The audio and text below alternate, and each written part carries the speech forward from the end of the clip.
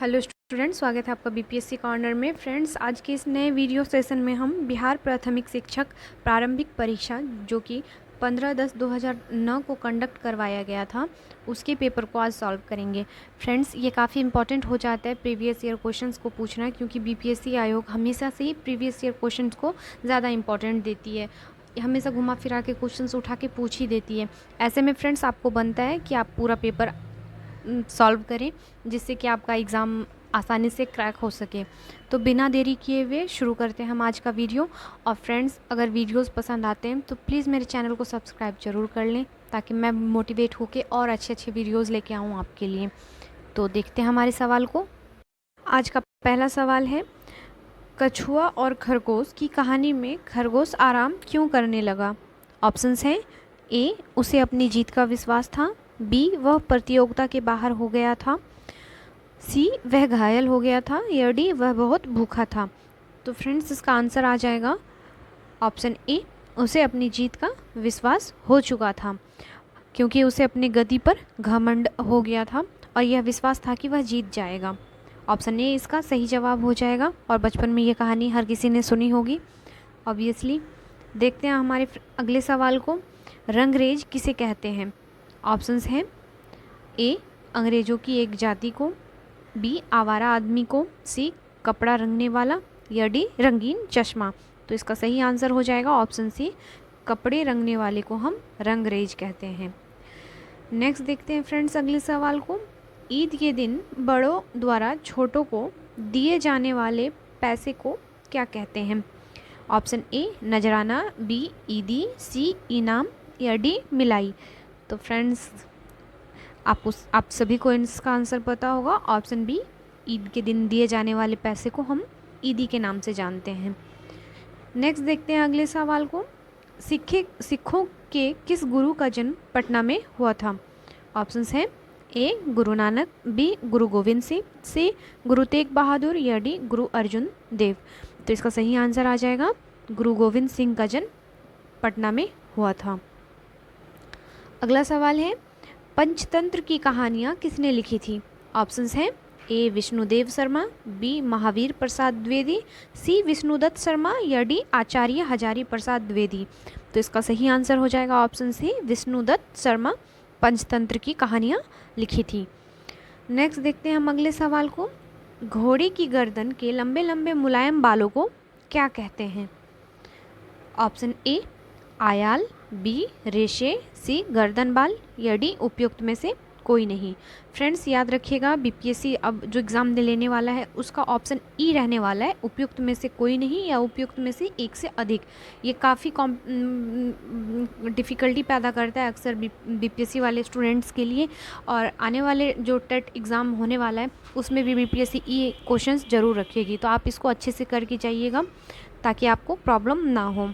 तो इसका आंसर देख लेते हैं फ्रेंड्स, इसका आंसर आ जाएगा ऑप्शन ए, आयाल। घोड़े की गर्दन के लंबे बाल को आयाल कहते हैं। नेक्स्ट देखते हैं हम अगले सवाल को, निम्नलिखित में से कौन सा शब्द सूरज का पर्यायवाची शब्द नहीं है? ऑप्शंस हैं, ए, दिनकर, बी, दिनेश, सी, रवि, या डी, राकेश।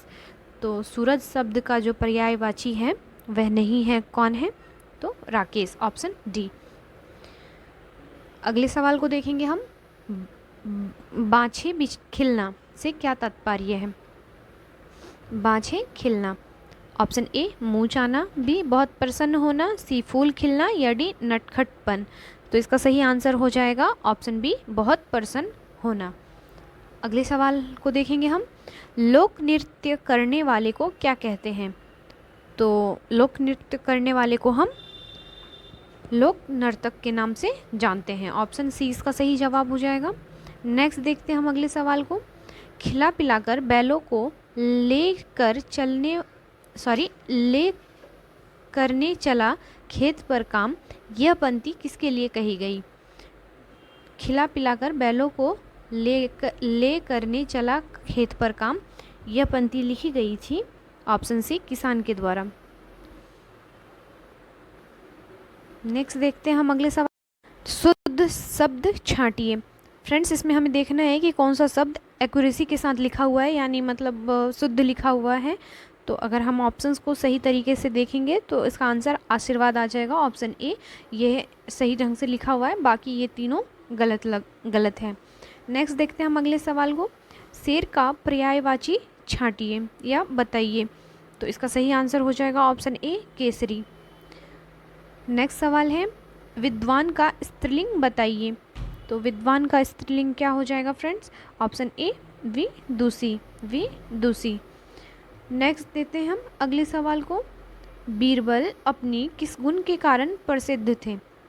तो बीरबल अपने बुद्धिमानी के लिए जाने जाते थे, ऑप्शन डी इसका सही आंसर आ जाएगा। नेक्स्ट देखते हैं हम अगले सवाल को। निराहार का शाब्दिक अर्थ बताइए। तो निराहार का शाब्दिक अर्थ आ जाएगा ऑप्शन बी, भूखा।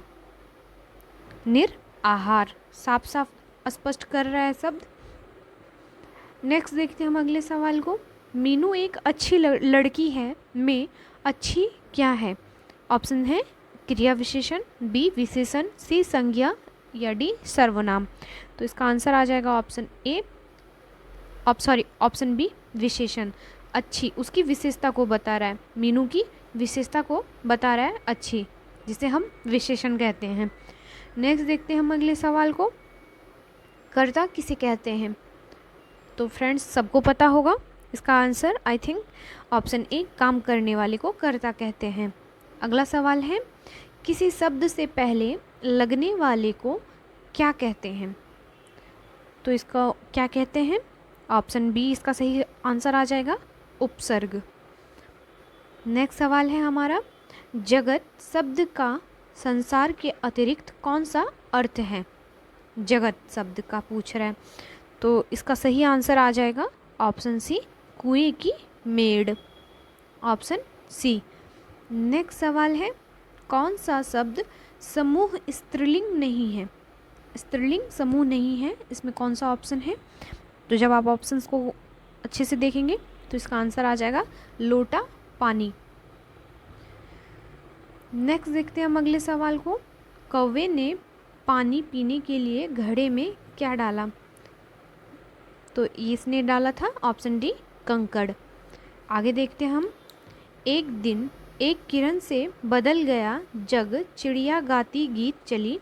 इस पद्यांश में बदल गया जग का क्या अर्थ है? यह सवाल पूछ रहा है, इसका सही आंसर आ जाएगा ऑप्शन ए, सूर्योदय। एक किरण से बदल गया जग, चिड़िया गाती गीत चली। नेक्स्ट देखते हैं हम अगले सवाल को। हमारा अगला सवाल है, श्रुति लेख से क्या तात्पर्य है? तो इसका आंसर आ जाएगा फ्रेंड्स ऑप्शन सी, सुनकर लिखना श्रुति लेख से तात्पर्य रखता है। नेक्स्ट देखते हैं हम अगले सवाल को। डिस्कवरी ऑफ इंडिया के लेखक कौन हैं? तो डिस्कवरी ऑफ इंडिया के लेखक जवाहरलाल नेहरू हैं, ऑप्शन बी इसका सही आंसर आ जाएगा। नेक्स्ट देखते हैं हम अगले सवाल को। हमारा अगला सवाल है, नयन का संधि विच्छेद क्या होगा? तो इसका सही आंसर हो जाएगा ने जोड़ अन को नयन, संधि विच्छेद से जान लेंगे हम। आगे देखते हैं हम अगले सवाल को। बरसात में बोई जाने वाली फसलें जैसे धान, मक्का इत्यादि को निम्नलिखित में से कौन सी फसल कहते हैं? तो पता है 3 तरह के फसल होते हैं, रबी, खरीफ और जायद। तो इसका सही आंसर आ जाएगा ऑप्शन बी, खरीफ फसल के नाम से जानते हैं हम धान और मक्का को। नेक्स्ट देखते हैं हम अगले सवाल को। हमारा अगला सवाल है, वायु भिन्न भिन्न गैसों का मिश्रण है, निम्नलिखित में से कौन सी गैस किसी वस्तु को जलाने में सहायक होती है? मोस्ट इम्पॉर्टेंट क्वेश्चन है फ्रेंड्स, तो इसका याद रखिएगा।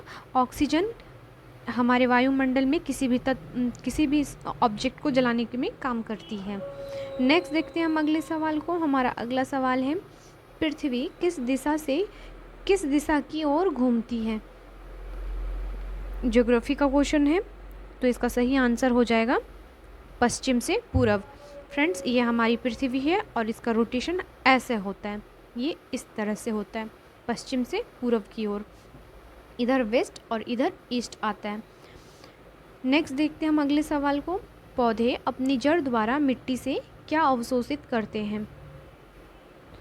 तो इसका सही आंसर आ जाएगा आपका ऑप्शन बी, जल तथा खनिज लवण प्राप्त करते हैं पौधे अपनी जड़ से।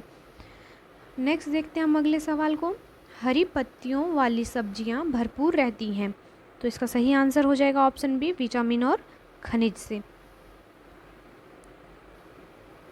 अगला सवाल है, कार्य करने की क्षमता क्या कहलाती है? तो इसका आंसर आ जाएगा ऑप्शन सी, शक्ति। अगला सवाल है, सलीम को घेगा यानी गले में सूजन नामक रोग हो गया, तो आप जानते हैं कि यह रोग किस कारण से हुआ है? तो यह बीमारी होती है आयोडीन की कमी से, आयोडीन की कमी से। ऑप्शन बी इसका सही जवाब हो जाएगा। नेक्स्ट देखते हैं हम अगले सवाल को। अगला सवाल है, तापमान को किस इकाई में मापा जाता है? तो इसका सही आंसर आ जाएगा ऑप्शन सी, डिग्री सेंटीग्रेड में। अगला सवाल है, बिहार का शोक नाम से किस नदी को जाना जाता है? तो बिहार का शोक सबको पता होगा, हम कोसी नदी को कहते हैं, जो काफ़ी तबाही मचाती है अपने मार्ग बदलने के कारण। अगला सवाल है, प्रकाश संश्लेषण की प्रक्रिया में हरे पौधे गैस लेते हैं और गैस छोड़ते हैं, तो कौन से गैस लेते हैं और कौन से छोड़ते हैं? तो याद रखिएगा फ्रेंड्स, यह कार्बन डाइऑक्साइड को लेते हैं और ऑक्सीजन को छोड़ते हैं। अगला सवाल है, यदि शुद्ध पानी को गर्म किया जाए तो वह कितने तापमान पर उबलता है? तो इसका सही आंसर आ जाएगा 100 डिग्री सेल्सियस पर पानी उबलने लगता है। हमारा नेक्स्ट सवाल है, प्रकाश को सूर्य से पृथ्वी तक आने में कितना मिनट लगता है या समय लगता है? तो इसका सही आंसर हो जाएगा 8.3 मिनट। एक्यूरेट के साथ याद रखिएगा, पहले ऑप्शन आता था सिर्फ 8 मिनट, अब उसके साथ पॉइंट भी ऐड हो गए, 8.3 मिनट। नेक्स्ट देखते हैं हम अगले सवाल को। भारत का सबसे बड़ा बंदरगाह कौन है? तो भारत का सबसे बड़ा बंदरगाह मुंबई को माना जाता है। अगला सवाल है, चिपको आंदोलन किससे संबंधित है? तो चिपको आंदोलन को हम जानते हैं वनों की सुरक्षा से। आदमी चिपक जाते थे अगर किसी पेड़ को काटा जाता था। आगे देखते हैं हम अगले सवाल को। निम्नलिखित में से कौन सा पेट्रोलियम का उत्पाद नहीं है? तो इसका सही आंसर आ जाएगा ऑप्शन डी, सरसों का तेल। बाकी ये तीनों ही पेट्रोलियम का उत्पाद है। नेक्स्ट सवाल है, भारत का मानक समय किस देशांतर से तय होता है? तो इसका सही आंसर को देख लेंगे हम। तो भारत का मानक समय माना जाता है ऑप्शन बी, 82.5 डिग्री पूर्व। ऑप्शन बी इसका सही जवाब हो जाएगा। ये पूर्व याद रखिएगा और 82.5 डिग्री। नेक्स्ट देखते हैं हम अगले सवाल को। बिहार राज्य में प्रमंडलों की संख्या कितनी है? तो बिहार राज्य में कुल 9 प्रमंडल हैं। नेक्स्ट देखते हैं हम अगले सवाल को। अगले सवाल को देखिए हम, दीन ए इलाही की स्थापना किसने की थी? तो इसकी स्थापना अकबर द्वारा की गई थी। ऑप्शन बी सही जवाब हो जाएगा। अगला सवाल है, भारत के प्रथम राष्ट्रपति कौन थे? तो भारत के प्रथम राष्ट्रपति डॉक्टर राजेंद्र प्रसाद थे, जो बिहार से थे। अगले सवाल को देखेंगे हम, जैन धर्म के वास्तविक संस्थापक कौन थे? तो इसका सही आंसर आ जाएगा ऑप्शन बी, महावीर। अगला सवाल है, सम्राट अशोक की राजधानी का नाम क्या था? तो सम्राट अशोक की राजधानी का नाम पाटलिपुत्र था। ऑप्शन डी इसका सही जवाब हो जाएगा। अगले सवाल को देखेंगे हम, भारत का राष्ट्रीय पशु कौन है? तो भारत का राष्ट्रीय पशु हम बाघ को कहते हैं। काफ़ी इजी टाइप के भी क्वेश्चंस पूछे गए हैं फ्रेंड्स, जो आप आराम से कर सकते हैं, इसलिए प्रीवियस ईयर क्वेश्चन को अच्छे से सॉल्व कर लीजिए, ताकि अगर क्वेश्चन यहाँ से भी पूछता है तो आपसे ईजिली वे में बन जाए। नेक्स्ट सवाल है, बिहार राज्य में गंगा नदी पर सबसे लंबा सड़क सेतु कौन सा है? तो इसका आंसर आ जाएगा महात्मा गांधी सेतु। अगला सवाल है, बिहार राज्य में कितने ज़िले हैं? तो बिहार राज्य में कुल 38 ज़िले हैं। अगले सवाल को देखेंगे हम, कलिंग युद्ध से संबंधित निम्नलिखित कौन है? तो मोस्ट वीवीआई क्वेश्चन है। कलिंग का फेमस युद्ध से कौन संबंधित है? तो यह अशोक से संबंधित है। ऑप्शन सी इसका सही जवाब हो जाएगा। अगला सवाल है फ्रेंड्स, मैथ का क्वेश्चन यहाँ से शुरू होता है। 15 में 1 का स्थानीय मान क्या है? तो इसका आंसर आ जाएगा ऑप्शन बी, 15 में 1 का स्थानीय मान 10 है। नेक्स्ट सवाल है 17 में दहाई है, तो इसका सही आंसर हो जाएगा दहाई। अगर देखेंगे आप तो 1 आ जाएगा, ऑप्शन ए। नेक्स्ट सवाल है निम्नलिखित में 3 का गुणज है, तो इसका आंसर आ जाएगा आपका 3 का गुणज जब करेंगे तो हम 9। नेक्स्ट सवाल को देखेंगे हम। सवाल कह रहे हैं 1 2 3 4 व 0 का उपयोग करके 5 अंकों की सबसे छोटी संख्या होगी, तो इसकी सबसे छोटी संख्या ऑप्शन सी 10 23 4 हो जाएगी। अगला सवाल है 4 रुपये 75 पैसे का पेन खरीदने के लिए 25 पैसे के कितने सिक्कों की आवश्यकता होगी? तो जब आप इसे सॉल्व करेंगे तो इसका आंसर आ जाएगा ऑप्शन सी 19 सिक्कों की, ऑप्शन सी। नेक्स्ट सवाल है हमारा 4 किलो 50 ग्राम में कितने ग्राम होते हैं? तो इसका सही आंसर आ जाएगा ऑप्शन सी 4050 ग्राम। नेक्स्ट सवाल देख लेते हैं हम। 3 लीटर दूध लेने के लिए 200 मिलीलीटर वाले मापक को कितनी बार पूरा भरना पड़ेगा? तो इसका सही आंसर आ जाएगा ऑप्शन बी, 15 बार हमें भरना पड़ेगा। अगला सवाल है एक रेलगाड़ी दिल्ली से शाम 5:10 पर छूटकर अगले दिन सुबह 6:45 पर पटना पहुंचती है, तो इस यात्रा में कुल कितना समय लगेगा? फ्रेंड्स, जब आप इसे सॉल्व करेंगे तो इसका आंसर आ जाएगा ऑप्शन बी, 13 घंटे 35 मिनट। अगला सवाल है सबसे छोटी भिन्न है, तो इसका आंसर आ जाएगा सबसे छोटी भिन्न 21/13, ऑप्शन डी इसका सही जवाब है। नेक्स्ट देखते हैं हम अगले सवाल को। 42/56 का सरलतम रूप क्या है? तो जब आप इसे सॉल्व करेंगे तो इसका आंसर आ जाएगा ऑप्शन ए, 3/4। नेक्स्ट 3/4 का प्रतिशत रूप है, तो जब आप इसे सॉल्व करेंगे इसका आंसर आ जाएगा 75%। अगला सवाल है 2/5 में घातांक है, तो इसका सही आंसर आ जाएगा ऑप्शन सी, 5।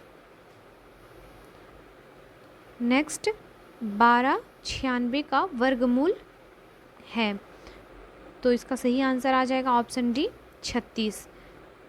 अगला सवाल है 90 डिग्री के कोण को कहते हैं, तो 90 डिग्री के कोण को हम समकोण कहते हैं, जो लंबकोण भी कहता है।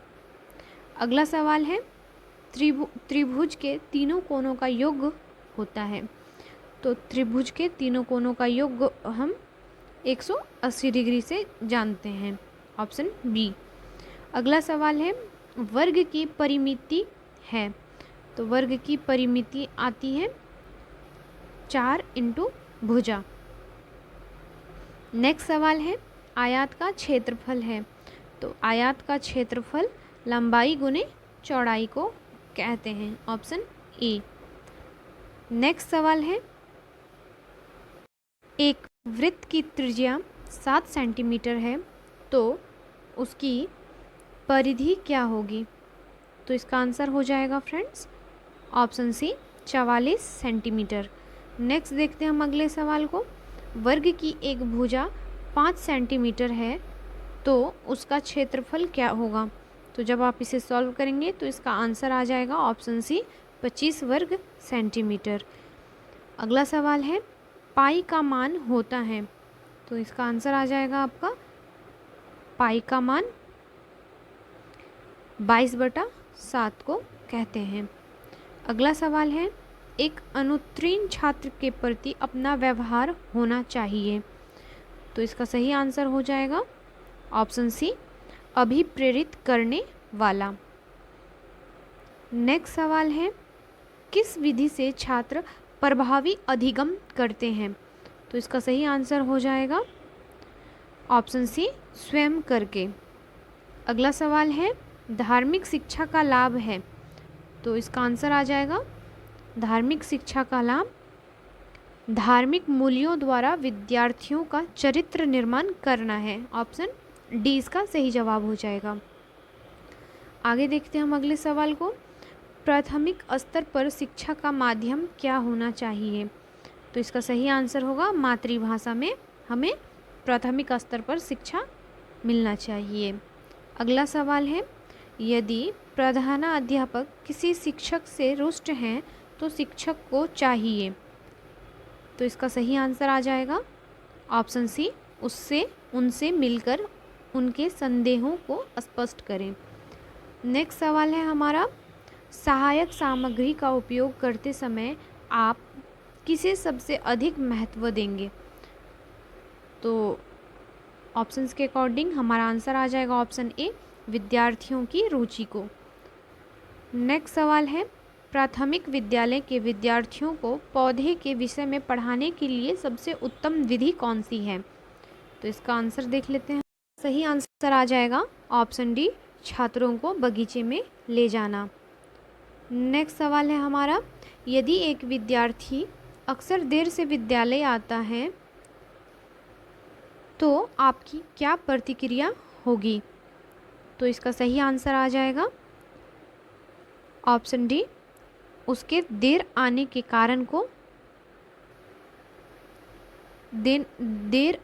कारण को जानकर निर्णय लेंगे। नेक्स्ट देखते हैं हम अगले सवाल को। हमारा अगला सवाल है, यदि एक विद्यार्थी किसी अध्यापक के लिए अभद्र भाषा का प्रयोग करता है तो आप क्या करेंगे। तो हम इसका आंसर देखेंगे ऑप्शन डी, विद्यार्थी को उसकी गलती का आभास कराएंगे। अगले सवाल को देखेंगे हम, अध्यापक के रूप में आप बच्चों में ईमानदारी जैसे गुण का विकास कैसे करेंगे। तो इसका आंसर हो जाएगा ऑप्शन सी, एक आदर्श नमूना प्रस्तुत करके। अगले सवाल को देखेंगे हम, प्राथमिक स्तर पर पाठ्यक्रम किस तरह का होना चाहिए। तो इसका आंसर हो जाएगा ऑप्शन बी, बाल केंद्रित पाठ्यक्रम होना चाहिए। अगला सवाल है, यदि विद्यार्थी आपकी कक्षा में शोर मचाते हैं तो आप क्या करेंगे। तो इसका आंसर हो जाएगा ऑप्शन डी, अपना पाठ अच्छी तरह से तैयार करेंगे। नेक्स्ट सवाल है, अच्छा छात्र वह है जो, इसका आंसर आ जाएगा ऑप्शन ए, सीखने के लिए उत्सुक है। नेक्स्ट, सलीम कक्षा 3 का विद्यार्थी है, विद्यालय में उसकी प्रगति संतोषजनक नहीं है। शिक्षक विद्यालय में उसके माता पिता को बुलाते हैं तथा उसे ज्ञात होता है कि वे अशिक्षित हैं। शिक्षक को चाहिए कि, ऑप्शंस देख लेते हैं हम। आंसर आ जाएगा ऑप्शन बी, उसे कक्षा में अतिरिक्त सहायता देना और संभव हो सके तो कक्षा के बाद भी सहायता देना। अगला सवाल है, यदि विद्यार्थी कक्षा में पढ़ाए गए पाठ को ना समझे तो अध्यापक को एक बार फिर से पाठ को दोहराना चाहिए। ऑप्शन ए इसका सही जवाब हो जाएगा। अगले सवाल को देखेंगे हम, विद्यालय के प्रधानाचार्य के रूप में आप विद्यालय निरीक्षण पर जाते हैं। आप एक कक्षा में बहुत शोरगुल सुनते हैं। निरीक्षण करने पर पता चलता है कि छात्र सामूहिक क्रियाकलाप कर रहे हैं और शिक्षक उनका मार्गदर्शन कर रहे हैं। आपकी राय में, तो इसका आंसर आ जाएगा ऑप्शन ए, यह पढ़ाने का सबसे अच्छा तरीका है क्योंकि छात्र सिर्फ एक दूसरे से ही नहीं सीखते बल्कि खोज के द्वारा एक सुनिश्चित तरीके से हल निकालते हैं। नेक्स्ट सवाल को अगला सवाल है, प्राथमिक कक्षा में शिक्षक पानी और बर्फ का अंतर सिखा रहे थे। कक्षा में एक नेत्रहीन बच्ची भी थी, उसे यह अंतर सिखाने का सबसे अच्छा तरीका क्या होगा? तो ऑप्शंस के अकॉर्डिंग हमारा आंसर आ जाएगा ऑप्शन सी, बर्फ का टुकड़ा और पानी का उसे प्रत्यक्ष अनुभव कराना जाए। Option C. अगले सवाल को देखेंगे। आप निम्नलिखित में से उन विद्यार्थियों को अच्छा मानते हैं। ऑप्शन देख लेते हैं। तो इसका सही आंसर आ जाएगा ऑप्शन सी, जो शिक्षक से हमेशा प्रश्न पूछते हैं। अच्छे बच्चे वही होते हैं। नेक्स्ट देखते हैं हम अगले सवाल को। यदि कोई छात्र आपसे प्रश्न पूछता है लेकिन आप उसका अच्छी तरह से आंसर नहीं जानते हैं, ऐसी स्थिति में आप क्या करेंगे? तो इसका आंसर आ जाएगा ऑप्शन डी, छात्र को बताएंगे कि उसके प्रश्न का उत्तर मालूम करके आप अगले दिन बता देंगे। Option D. अगला सवाल है, आपके कुछ साथी शिक्षक धूम्रपान के आदी हैं और विद्यालय में भी धूम्रपान करते हैं, आप क्या करेंगे? तो इसका सही आंसर हो जाएगा ऑप्शन डी, धूम्रपान से स्वास्थ्य पर पड़ने वाले प्रभाव को एवं विद्यार्थी पर पड़ने वाले असर को समझाएंगे। Option D. अगले सवाल को देखेंगे हम। गृह कार्य को छात्रों के लिए लाभप्रद बनाने हेतु निम्नलिखित में से आप क्या उचित समझते हैं? तो इसका सही आंसर आ जाएगा ऑप्शन डी, उपयुक्त सभी। गृह कार्य दैनिक जीवन से संबंधित हो, गृह कार्य छात्रों की रुचि के अनुरूप हो, छात्रों की योग्यता के आधार पर गृह कार्य दिए जाएं। ये सारे ही ऑप्शन सही हैं। अगले सवाल को देखेंगे हम। कंप्यूटर युग में अध्यापक महत्वहीन हो रहा है, इस संबंध में आपके क्या विचार हैं?